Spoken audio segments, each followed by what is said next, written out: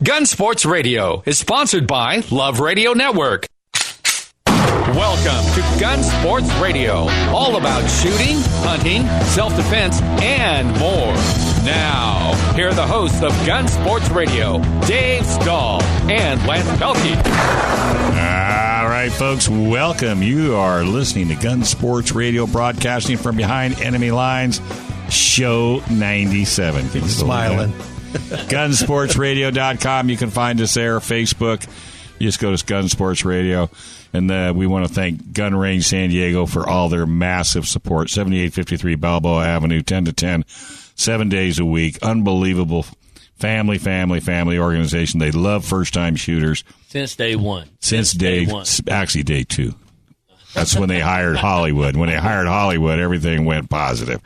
The GunRangeSanDiego.com, the GunRangeSanDiego.com. Make sure you check them out.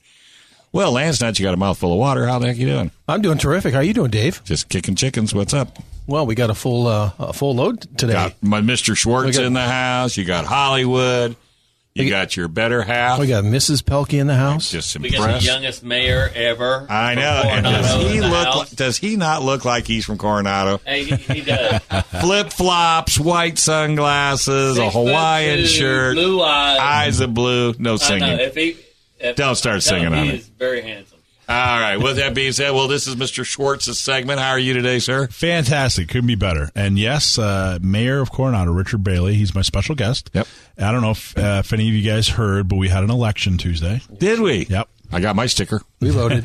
Good. I voted. Good. And I thought it was a real good idea to do a little recap on some of the local election news. Results. And the smartest guy I know in politics is Richard Bailey, so I invited him to talk a little bit about the election. Yeah, he's brought paper and pens, a laptop. He's prepared. Everything. I'm prepared. This is not a prepared show, except for Lance. Come on. Lance is the one that keeps the glue He's of all of us together. Yeah.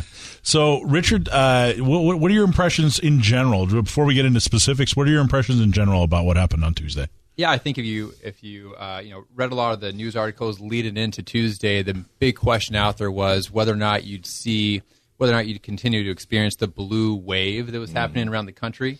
Leading up until Tuesday, you saw about 50 state house and other congressional races flip since Trump took office, and so the question was whether or not that would continue into over in California on Tuesday. And what you saw really was just kind of a mixed bag because of California's top two primary situation now. Talk about that. The top two primary means? Yeah, so... could mean anything. Could mean anything, yeah. So anybody could be there. Anyone could be there, regardless of party affiliation. So beginning back in 2010, the state law was changed, and now our primary system, instead of allowing one candidate from each political party to advance to the general election in November, it is simply the top two vote getters, regardless of party affiliation, advance to November. And so you saw a lot of congressional races in the state of California where the Democrat Party was a bit nervous that their candidates would split the vote so much that you might have situations where you'd have two Republicans advance to the general election, essentially locking out Democrats from what would be pickup opportunities in those seats. Or vice versa. Or vice versa. There's a couple opportunities where Republicans might have been locked out, and we actually were locked out of a state house race here in San Diego that I'll touch on in a little bit. But yeah, all in all, it was a mixed bag. Democrats were, I think, pleased that they didn't get locked out of any congressional races, and Republicans were pleased that we have a candidate that is going to be running in for the governor's race beginning in November. So, all right. So let's get into it. Talk about some specific races. What are some upsets? What's a particularly interesting race or a sleeper race, or in San Diego County? What's something that's going to have a big impact on us? What's the first one that comes to mind? Yeah, I think the first one that comes to mind is ISIS seat, so the 49th Congressional District up in primarily North County of San Diego and also parts of Orange County as well. That was a race where Republicans did have a chance because there's three real credible candidates that were Republicans that they could have locked out the Democrat candidates. You saw Board of Equalization member Diane Harkey actually advance. She's a Republican, so she finished at the top of that ticket. And then you had a real competitive race on the Democrat side. Three candidates, Sarah Jacob, Mike Levin, and Doug Applegate. that came in second, third, and fourth. There was a real tight fight for the second spot there. So you were fortunate. Republicans are fortunate they have one candidate, Diane Harkey, advancing. But when you start looking at the numbers, what jumps out is that if you go back to June of 2014, Issa carried that election, that primary election, roughly 60% to 40% against his Democrat counterpart. In June of 2016, Issa won 48 to 48, or excuse me, won about 48.5% to 48% against Applegate in that particular election, in the June election. And then in 2018, right, so this past Tuesday, Republicans only garnered 45% of the vote, and Democrats carried about 50% of the June vote. So if you're a Republican, that's a big swing from dating back just until 2014. What do you attribute that to? I attribute that to a few things. You did see probably better voter turnout on the Democrats from Democratic voters. So And the Republicans. The complacent ones. Exactly. And that's typically what you see in midterm elections, that the party in power, with the White House tends not to do so well in the midterms. The big question was whether or not you'd have that big blue wave come sweep across California. And like I said, it was a bit of a mixed bag, but this is one of those races that if there really had been a big blue wave, you might have seen two Democrats advance to the general election in this particular seat. You didn't see that, but the 49th Congressional District is going to be a great pickup opportunity for Democrats. Republicans are going to have to pull out all the stops to hold on to that seat. Yeah. And part of that is in Orange County. It is. Which is probably really the only reason that Republicans are holding on as strongly as they are, is because most of the Republican presence is in Orange County. Is that accurate? I can't remember the exact voter breakdown, but Orange County is a Republican stronghold, and the Orange County Republican voters will have to really come out, beat expectations for voter turnout if Republicans are going to hold on to the seat. Because Rocky Chavez, who came in like fifth. Yep. Right? Rocky came in fifth. He came in fifth. Okay, so he was leading in the polling when they did surveys, a month ago? He was. So dating back to around March or even April of 2018, once this race started taking shape and you saw who all the candidates were going to be on both the Republican side and the Democrat side, Rocky Chavez and Doug Applegate were polling 1 and 2. Those were the early on front runners for both parties there. And then it ended up being Doug Applegate and Rocky Chavez finishing 4th and 5th. So why do you think Harkey and the number 2 is Levin? Levin. Why do you think those two won? So I think those two won for a couple of reasons. Rocky Chavez, he came into the race with really big name ID. So a lot of Republicans, especially in North County, San Diego, had heard of him. So that gave him the early leg up. But Republicans Diane Harkey and Kristen Gaspar did a good job of taking some of Rocky's more controversial votes that were more liberal than conservative. They took those votes and they were able to attack him on those and really drive down his favorable ratings. And also, Diane Harkey got the Republican endorsement, and that meant a lot to Republican voters when you're just simply looking at, hey, who should I check that box next to? Well, I have the Republican voter guide here. I see they've endorsed Diane. So if I know nothing about the other candidates, I'm going to go with the candidate that they endorsed. Have you read the ballot? You can't make heads or tails. Who are these people? I mean, the general public really don't know. Right. Well, that's why it's so important to have people like Mike Schwartz in your corner who does all the homework. No. He needs to move to Alpine because his ballot was different than my ballot. I'm trying to get him in Coronado, personally. And I'm still lost when it comes to filling it up. This guy does the most homework. He has the most knowledge. He lays it out for everybody. Next time. That's why it's important to be. Stop fighting. There's enough of me to go around. Next time you got to do Alpine. Yeah, because I'm still confused. So did Levin get the Democrat endorsement, or what did they do? Do you remember? So that was actually you had a lot of anxiety on the Democrat side for, hey, who should we actually get behind and endorse?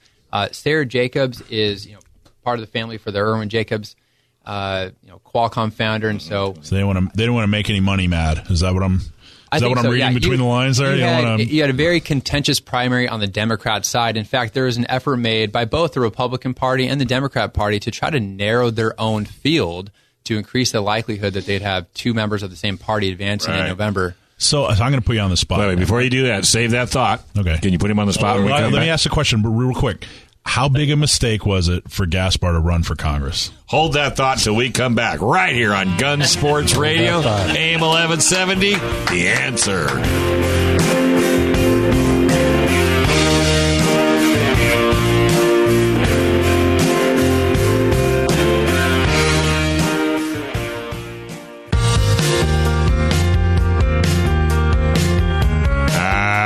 Folks, welcome back. You are listening to Gun Sports Radio right here on AM 1170. I'm Dave. He's Lance. He's Lance, kind of. And this segment is brought to you by Trident Gunsmithing. Are you into hunting? Well, let me tell you what. Trident Gunsmithing's got great hunting classes. They even have classes to teach you how to cook what you shoot. So if you're out there hunting deer, elk, moose, they've got cooking classes to help you get through that as well. They also have great specials on hunting equipment, rifles, pistols, shotguns, you name it. Trident Gunsmithing is your one-stop shop. And Dave, they also do Cerakoting. They're Cerakoting one of the sisters for me. Well, they're always Cerakoting one of your sisters. You got it. Your whole family's going to be Cerakoted by the time I get over there. Unafraid rifle. They Cerakoted that one. They do everything. Yeah. TridentGunsmithing.com, TridentGunsmithing.com. Also, hey, June 30th is the deadline, and it's fast approaching. Why is that important to you? Well, if you own an AR-15, you really want to pay attention. So guess what? You got to stay within the Systems California compliant. So go to www.crossarmory.com.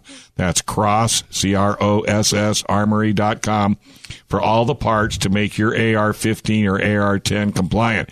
Because if you lose or snooze, you will lose. Mm-hmm. That's Cross Armory at www.crossarmory.com for the best and easiest to use compliant parts. Simple to install. That's www.crossarmory.com. Would they help you install it if you don't know how to install it? They have a video. You can go. They have YouTube videos that you can do in 30 seconds. They have them on YouTube or whatever. But trust me, if I can put it on my 300 blackout, you can put it on anything you got. That's true because you're scary. Hey, and normally John Dillon calls in from Gatsky, Dillon and Balance LLP. But I don't know. His wife's got him doing something. I don't know. It's another honeydew for the kid, but he's a great family man. And if you ever need help when it comes to legal aspects, Dylan is the man. All you got to do is go cafirearmslaw.com, cafirearmslaw.com. You can ask questions, or you can call him if you don't have a computer, 760-431-9501. Nothing John likes better than to keep you safe and out of trouble. He is there to help you any way, shape, or form. Just tell him you heard it right here on Gun Sports Radio. And to that end, real quick, Dave, we'll do a promo for him because he was going to talk about this Senate bill or Assembly bill, rather, 2382, what has to do with your parts of an AR going to be coming, all regulated, stuff like that. So we have an expert. Yeah. We got Richard Bailey. Right. He answers all questions. I mean, I bet we can just keep throwing them at him and throwing them at him. No, I'm not going to make any promises that the answers are correct. Well, there you go. Well, we're so glad he's here to cover all of it. We had a cliffhanger at the end of the last segment. Let's hear that one. Yeah. And what was that question again, Michael? So we had, she was the mayor of Encinitas. She's now on the board of supervisors. Do you feel like it was a mistake for her to run for Congress? I mean, she got buried. She didn't come anywhere near, a victory in that. And she was, she got on the board of supervisors basically saying, hey, look, this is an investment in me to keep the board of supervisors Republican. And then she ran for Congress, and the seat wasn't even warm yet. How big a mistake is that for a politician to do that? Sure. I think in Supervisor Gaspar's case, time will tell. There's the conventional wisdom that that you're investing in the seat. If you're a donor, you're not investing in the politician. And in many ways, I kind of want to take my hat off to Kristen because she didn't wait for a safe opportunity where something was going to be handed to her to run. And I think it's incumbent upon all candidates that if you genuinely feel that you are the best qualified to represent that constituency, then you have an obligation to go for it. Now, whether or not the voters thought she was the best candidate at that time, well, I think they answered that on Tuesday. But I fully expect that the donors, the supporters, the volunteers, and the voters will be there for her come 2020 if she decides to run for re-election. So what was the biggest mistake that you saw in the election, or the biggest regret? Sure. I would say, the biggest disappointment on the right side of the political aisle here locally in San Diego is without a doubt the state assembly seat for the 76th Assembly District. That is mostly North County of San Diego. 76, that's like Encinitas. Encinitas, Oceanside, Carlsbad, Vista. And the reason it was such a disappointment is because, remember, the California top 2 primary system, you can have 2 candidates of the same party affiliation advance to the November election. This was a seat where Republicans were almost guaranteed to have at least one candidate advance to the November election. Republicans had 3 strong candidates running in that seat, in that race. You had Phil Graham, who's a successful businessman, also the stepson of former Governor Pete Wilson. You had Amanda Rigby, who is a really well-liked and well-respected council member from Vista. And you also had Mo Muir, who's a school board member up in North County, really well-liked and respected as well. So those were considered to be the top 3 candidates running. On the Democrat side, you had Encinitas Councilwoman Tasha Horvath, and then you also had a candidate named Elizabeth Warren, who, of course, bears the same name as Massachusetts Senator Elizabeth Warren. Oh. Mm-hmm. No one was expecting the Democrats to get the top 2 positions in this race. Wow. And they did. Dating back to June of 2012, Republicans ran for the seat unopposed in 2012, 2014, and 2016. Unopposed. They captured 100% of the vote. Wow. In each June election. And this is the seat that it was vacated by Rocky Chavez, the current assembly member who went on to run for Darrell Isaacs' congressional seat. So that created a real competitive election season around this seat. And you saw those 2 Democrat candidates advance, essentially, which locks out any Republican from a chance to carry that seat. So in November, there's not going to be a Republican on the ballot. It's going to be 2 Democrats for that district. In that seat. That's right. And that is by far the biggest disappointment on the Republican side of the aisle. And wouldn't that be due to lack of turnout on the Republican side? It's a combination of probably lack of turnout, at least Democrats exceeding the turnout in that particular race. That race, actually, that particular seat leans Republican just based on voter registration, but very narrowly. What benefited the Democrats in this seat is that they only had 2 candidates running, and they essentially had 50% of the vote. So They split that vote perfectly even. Republicans had a total of 5 candidates running, but really only 3 were credible. And so they essentially split the other half of the vote, and that allowed those 2 Dems to advance. They couldn't have done it better if they planned it. They couldn't have. I mean, there's hardly any votes that separate those 2 Democrat candidates. Well, isn't California, it's not really Democrat and Republican anymore? It's gotten very fractured. You're starting to see more and more just, different parties. And doesn't that sort of add to the problem as well? You're seeing a lot of different parties, and actually in the state of California, people that do not register with a party affiliation now exceed Republican registered voters in the entire state. So you have the Democrats, non-party preference people, so independents, and then you also have Republican voters who are now the 3rd place in terms of voter registration. Wow. So the two biggest races, 2 of the biggest races in the county was sheriff and district attorney. Right. And district attorney was an open seat. Really. I mean, it was an appointed district attorney and then a challenger because Bonnie Dumanis stepped down early. So it was kind of up for grabs. It was anybody's seat, really, but only 2 people ran. What are your thoughts on the way that turned out? And who won that, for people that don't know? Summer Stephan, the district attorney, the Republican. Summer Stephan, yeah. So a little background on this particular seat. Bonnie Dumanis, who was the former district attorney, had been in that seat for many, many years. Yep, for forever. Decided to step down from that position so she could focus on running for county supervisor in District 4 to replace Supervisor Ron Roberts. That created a vacancy, and the County Board of Supervisors appointed her successor in Summer Stephan, who had been with the DA's office for many years, very well liked, very well respected by everyone within the DA's office.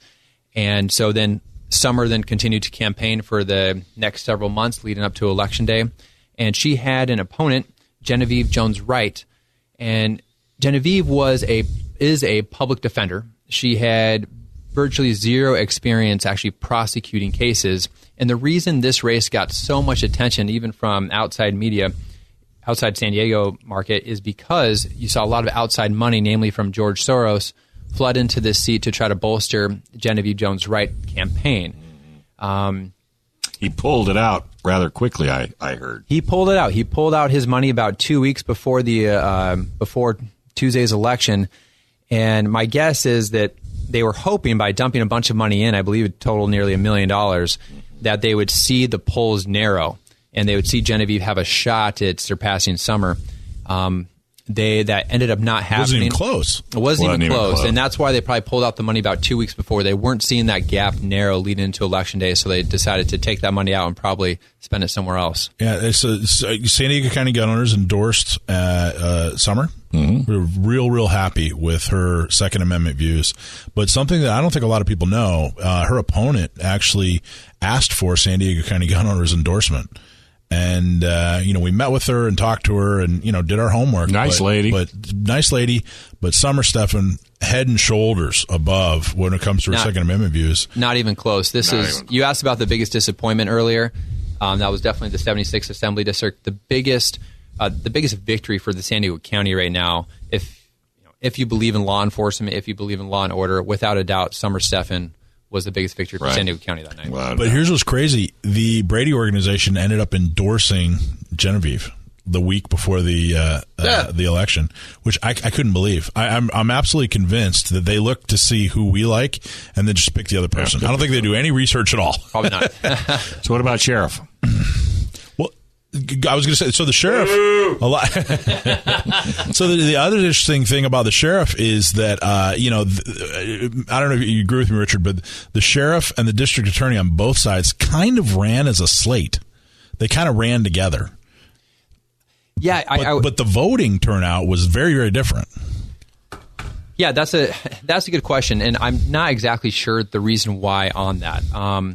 So Sheriff Gore, the incumbent sheriff running for re-election against Dave Myers, Sheriff Gore ended up with about 55% of the vote compared to Myers' 44% of the vote, which is 44% of the vote is a really good showing for a challenger against an incumbent, and a relatively popular incumbent at that. Obviously, he has CCW policies that we don't like. He has a policy are not favorable for many. And I think that's probably why you saw Dave Myers have some success there. Such a boost, yeah. Yeah, absolutely. Because you definitely had the Democrat Party, to a large degree, but not entirely, lined up behind Dave Myers. And you probably saw some Republican voters vote for Dave Myers as well because of Sheriff Gore's CCW policy.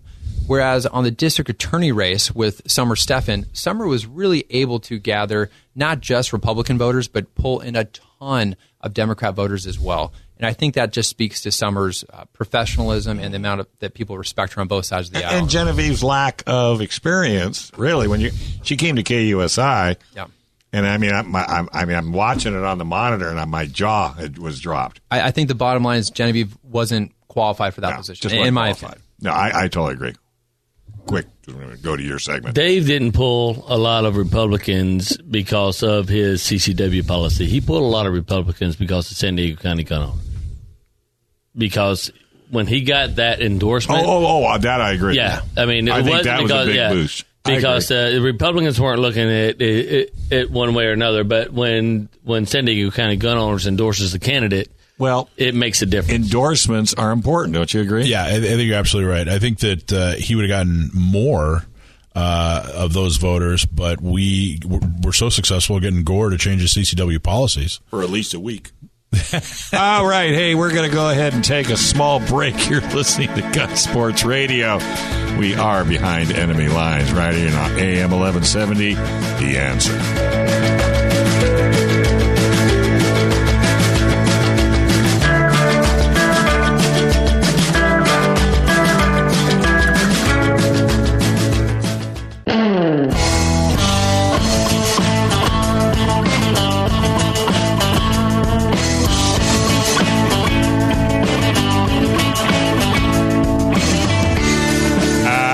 Folks, hey, welcome back. You're listening to Gun Sports Radio right here on AM 1170, The Answer. And I really want to thank Lance and Michael for lining up Richard Bailey, Mayor Coronado. I mean, Terrific. I'm going to have to fire one of you guys. Hey, come on. Hey, do you have, or any of you going to get a CCW? Well, it's going to be tougher than you thought. But that's okay. If you snag it, you and your family need to be safe. And the best way to do that, firearmslegal.com. For $10 a month, you can't even buy lunch for $10. You and your family can be protected 24/7. Mike, Lance, and I have done it. Firearmslegal.com. You can call them at 469-310-9100. Be proactive, not reactive. Don't wait until you're in trouble and you can't make that call. Make that call first. And then if you don't get in trouble, that's a bonus. But if you do, you got 24-hour hotline and legal representation waiting for you at firearmslegal.com.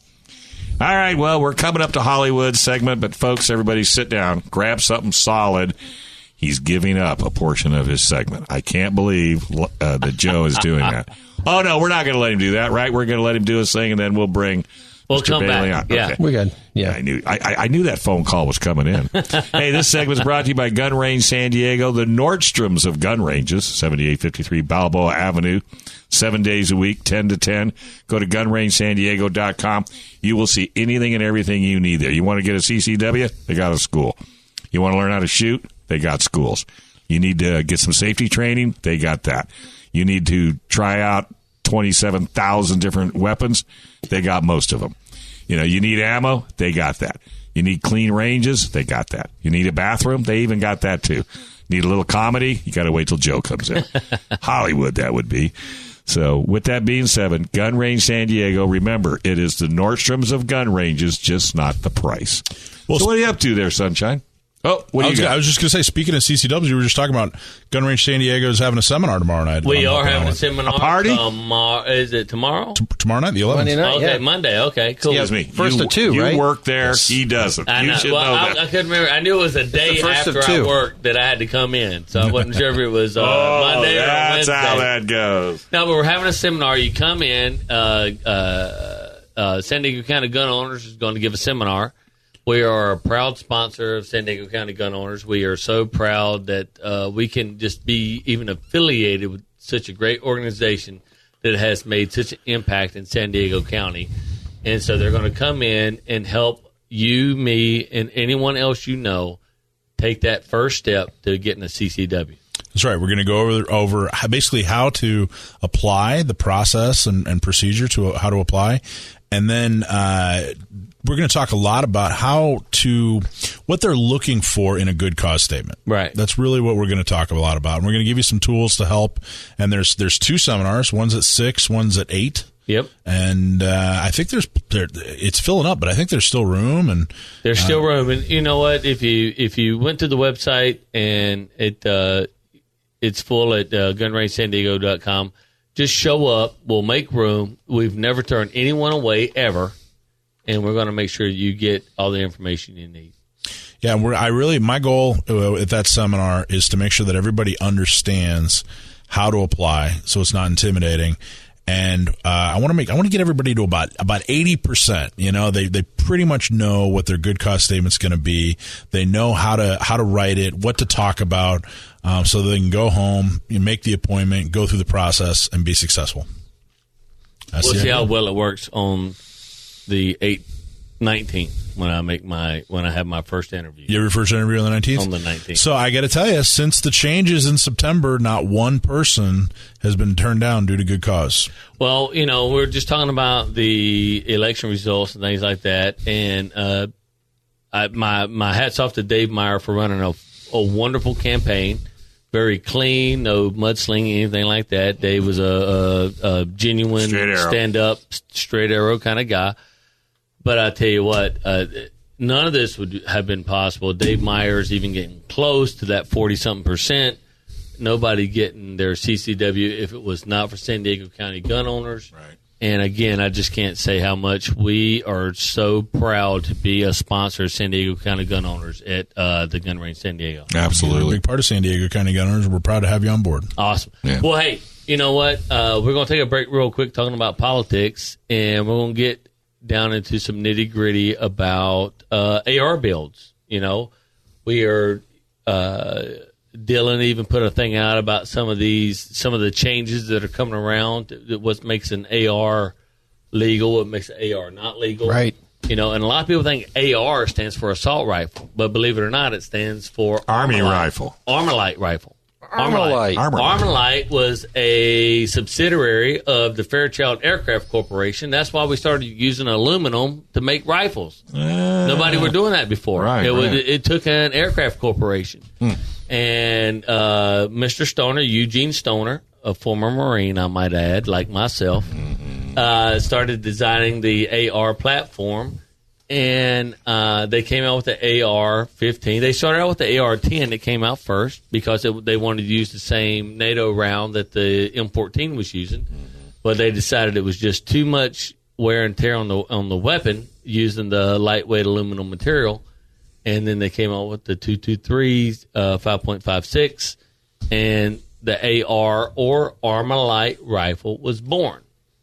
And it was born with a 20-inch barrel with a 1 and 14 twist. Now, what does that mean? Oh, yeah, we were going to talk about this. Right? But you crashed your motorcycle, and we never did find out. It was a hit and run. Thank you for the guy from Robertson's Concrete who stopped and helped me get my bike off the side of the road. Thank you so much. So if you ever have any concrete needs, there's a free plug. The guy helped me out. There you concrete go. Truck driver. But we were going to talk about some barrel twists. And they started out with a 1 and 14 barrel twist. Now, when you go up and you say, hey, I'm looking for a barrel. I want to buy a barrel from an AR, blah, blah, blah. And they're going to say, there's what twist do you want? And some people don't even know. So what a twist is, where it's... That's to do with chubby checker, I believe. 1 and 7 to 1 and 12 to 1 and 14 to 1 and 58 or 78, how it was back in the Civil War days. It is how many times the bullet twist as a full rotation in the barrel in inches. So if it's a 1 and 14, that means that for every 14 inches, the bullet's going to do one full rotation. Why is that important? Well, think about your favorite quarterback in NFL throwing a spiral. Ryan Leaf. Whomever it is. What? Ryan Leaf. Whomever it is.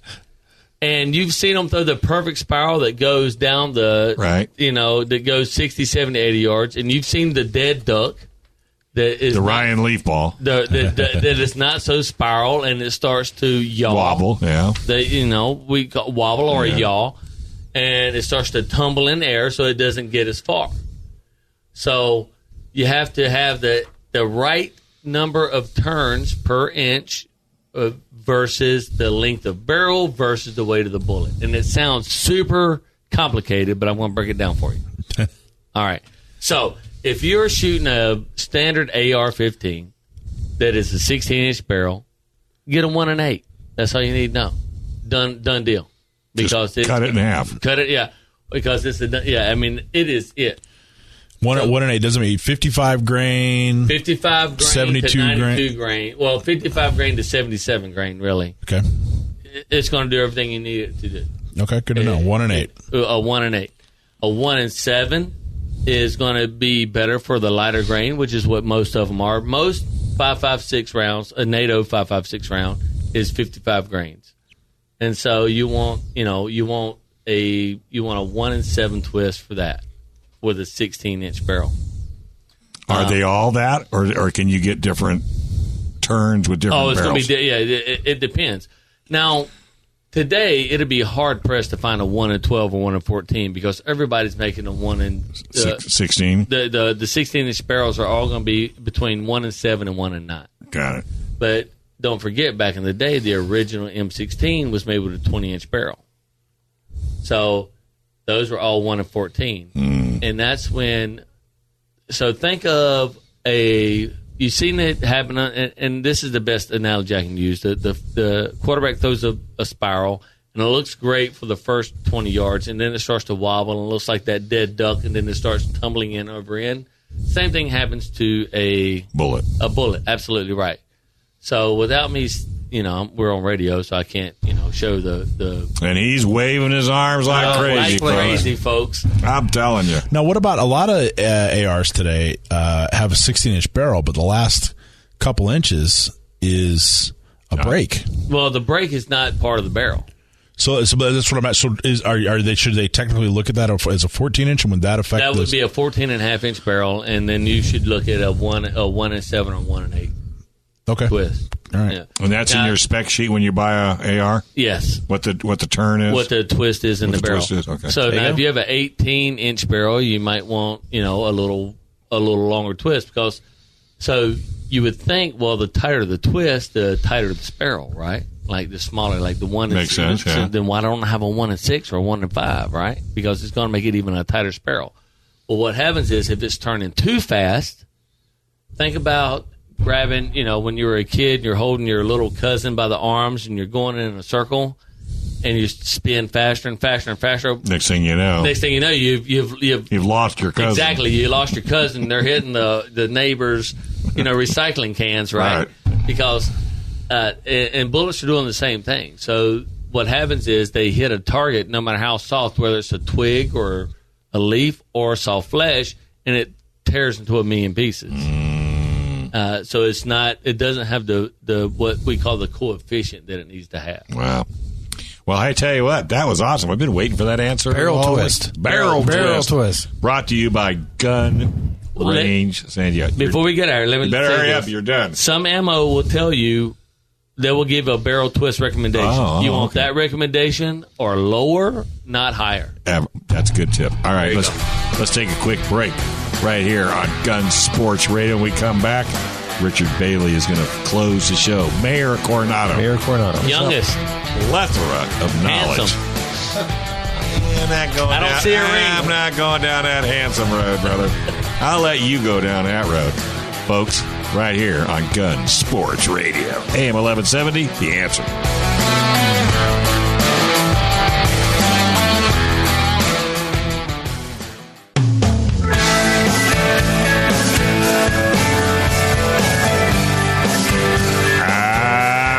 Hey, welcome back. You're listening to Gun Sports Radio right here on AM 1170, The Answer. Hey, do any of your family keep a firearm or a weapon for personal protection? Do you have or are you going to get a CCW? Hey, if you were involved in an incident, what would you do? What is your plan of attack to pay for bail and a lawyer? Well, hey, if you don't have a plan, Firearms Legal Protection does.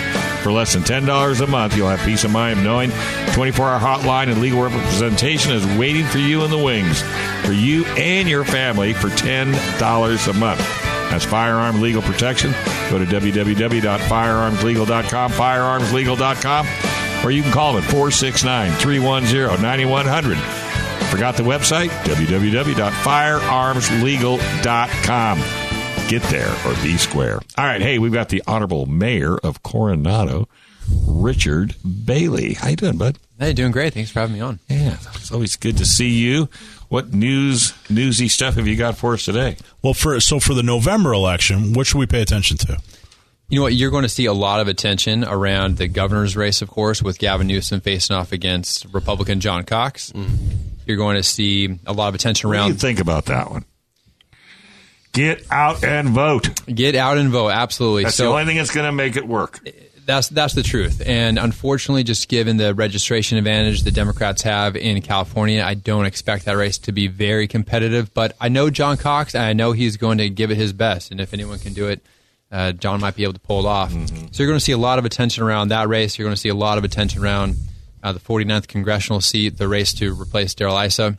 But more than anything, I think it's important for listeners to know that local elections matter. No doubt about it. No doubt about it. And that's where you can actually make the biggest difference. So I'd encourage all the listeners out there to find a candidate that shares your values. Find a group like San Diego County Gun Owners that can champion your cause, that can support candidates throughout the county. Lori Zaff, who's a city council member from District 2 in San Diego, she's going to be in a really tough election. She's a Republican incumbent running for re-election. But yeah, that's the most important. The local elections matter, and that your vote can make a difference. Escondido, are you familiar with the Escondido races at all? Actually, I'm not too familiar with Ed Gallo is an extremely tough race up there in Escondido. That's going to be a tight one. Escondido is generally thought of as a kind of a conservative stronghold. Absolutely. But they have one Democrat on the city council, and Ed Gallo's in some trouble. So if you're listening to this now and wondering, well, gee, how can I help? I mean, there's a city that's actually turning right before our eyes, to definitely an anti-gun, opinion, and boom, there's some place we could make a difference. Absolutely, and in the case of Gallo's seat, that's a race that could be decided by as few as a few hundred votes. So if you're looking for a way to make a difference, and you live in Escondido, get behind Ed Gallo, and same thing up in San Marcos, where you have the vice mayor of San Marcos, Rebecca Jones, running for the mayor's seat there. She's a very pro-Second Amendment candidate against a Democrat councilmember, Chris Orlando, who's not a Second Amendment candidate. Who's not. Who's just frankly not. What was the voter turnout percentage? The voter turnout in June, this past Tuesday, is right around, it's going to end up around 30 to 35%. They're still counting votes, so it'll be somewhere between 30 and 35%. So 1 in 3 people voted.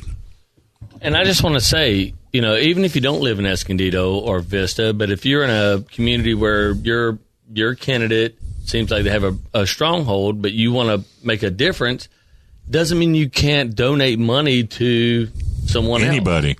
Right. That's a really good point, Joe, because there are a lot of seats where, because of the registration advantage, the candidate that shares your values might not have a prayer of winning, but that doesn't mean you can't support a candidate in another district. Well, yeah, and I'd rather have you support it than just say, well, there's nobody in my district, I guess I won't vote. Absolutely. That's the worst thing you can do. And I got to tell you, the toughest thing that I find in talking to people is when you get that 355-foot ballot and you got enough ink on there that you could build a house with it. That's for sure. I mean, I literally told Michael, you got to help me out, man. And we did a whole show breaking down the ballot, except it wasn't my ballot, it was his ballot, so at least he knows what to vote. But I don't know what we're going to do, because I think if we could make understanding who these people are better for the public, I think that would make a big difference, because if I don't know who you are and I got to vote, if I don't know, I'm just not going to vote, because I don't want to make the wrong vote. And I think that's why we don't see the turnout. It's because it's so complicated.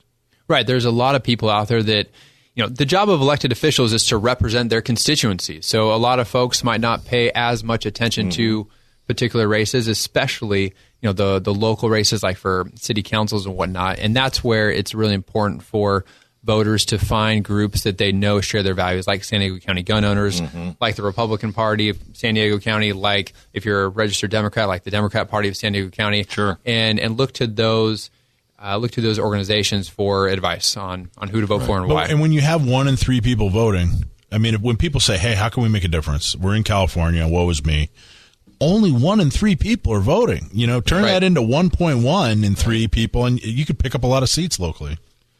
Well, Dave, you're absolutely on the mark. We talk about let's change the educational portion of it. There's so many people go out there and they just, and I hate to use the word ignorant, but that's what we are, because we go out and we see something like Safety for All Act, Proposition 63. How many people voted for that, seeing just the name of that act, not knowing what it really was? And that was a Gavin Newsom incentive to take our gun rights away, labeled under something that was totally false. And so, thankfully, we have San Diego County gun owners. We have, political officials, like Richard here in the office, who want to educate us and give us the right information. Well, I think if I had anything to do with it, what I would propose is TV commercials are free to anybody running for office. Okay. No, I'm serious. A lot of candidates love that. Right on. Wouldn't they though? Now you're thinking they get X amount. They get X amount. That's all they get. They get a certain amount of time, and then you're probably thinking, well, no TV station's going to do that. They're not going to make any money. Well, yes, they are. They sell commercials around it. And if it's Cox, then I sell commercials to people that are Cox supporters, just to pay for that airtime. See, because that way, Mr. Bailey here doesn't have all the money in the world, okay? So if he goes up against a candidate that's got a Soros behind him, then it's not even. But if everybody got free TV, and got a certain amount, even if they only did it 1 or 2 nights a week, everybody knew to watch, bring your pencil and pad and paper with you, and let each one of them get up there and do their 10-minute spiel. I think that would make a big difference, because same thing with the propositions. And whoever writes those propositions needs to go back to school, because they are really confusing. If you do go back to school and go back way back to school, they did that, right? And I was a political science major back 100 years ago, back when dinosaurs roamed the earth. The media was supposed to be the fourth branch of the government that would allow everybody an equal voice. An opportunity, and unfortunately, money got involved, and now it's all about who's going to pay the most money to get the most airtime. And look at all the money that they pay to TV. Then that money could go to other programs and other things within the community. I mean, we're talking millions of dollars here. I mean, we could almost fix the homeless problem if we would just stop giving money to print, ads, newspapers, radio. I mean... Maybe not radio. Well, we haven't. Hey, have we hit you up for any money? Not yet. But now I'm scared. And we're not gonna. We're not. Yet. No, we're not gonna. So, Richard, we talked about Republicans getting beat up on the state level and losing Rocky's seat, but there was up in Orange County a situation where Republicans had a fairly big victory with Ling Chang and over Buden. Josh Newman, right? Josh Newman, that's right. Yeah, can you talk a little bit about that? Yeah, so Josh Newman narrowly won. He's a state senator, or was a state senator. He narrowly won his race for state senate in 2016 by just a couple thousand votes. And Josh was one of the deciding votes for a new gas tax bill that is now going to be on the November ballot to repeal that gas tax.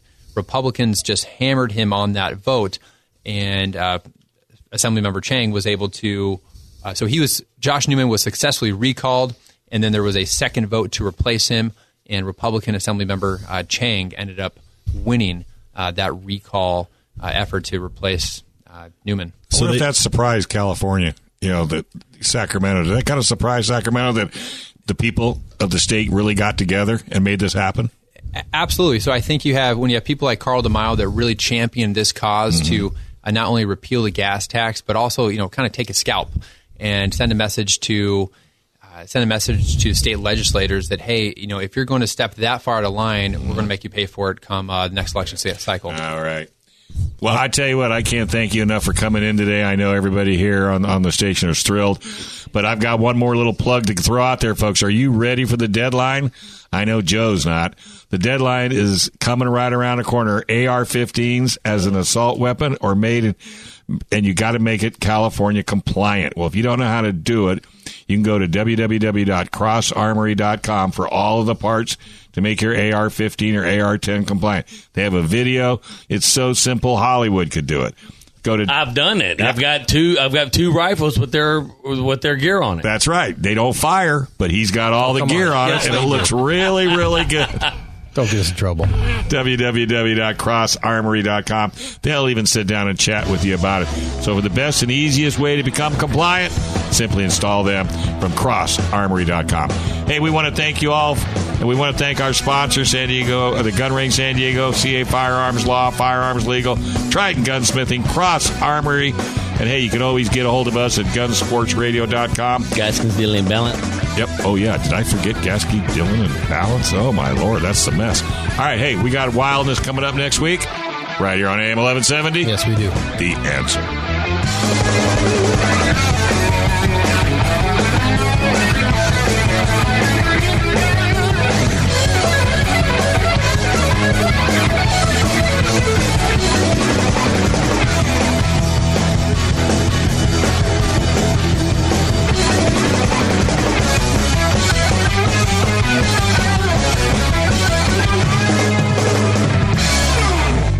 Gun Sports Radio is sponsored by Love Radio Network.